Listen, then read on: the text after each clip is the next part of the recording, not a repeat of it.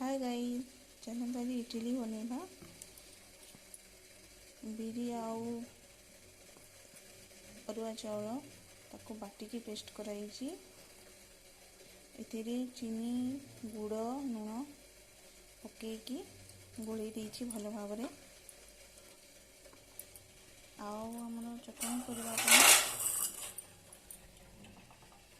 Tomato पियाज रसुण चटनी पत्तर लंका 3टी आ एथिरे चीनी लुण पड़िबो।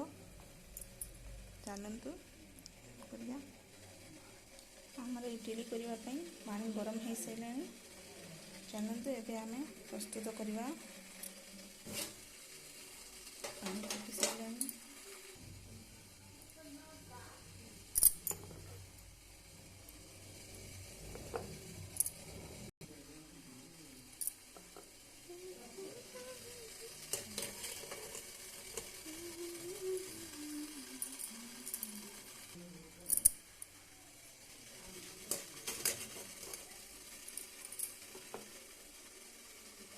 ये भाव में आम पूरा ढाकटा कंप्लीट करदेगा।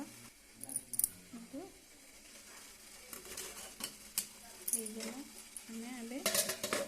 देदेगा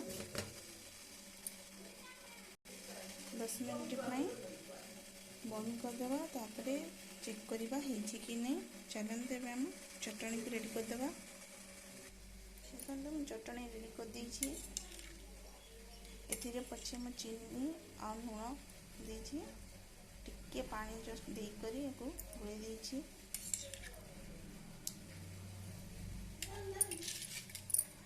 चलो देखिए प्रस्तुत हो गलानी।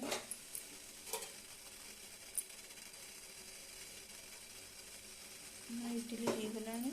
बर्तमान तो काढ़ी देवा। देखो इडली को काढ़ी सारी कलर देखा जाउछि। बर्तमान देखो आम प्रस्तुत हो गला गुड़ रे तैयारी इडली चटनी।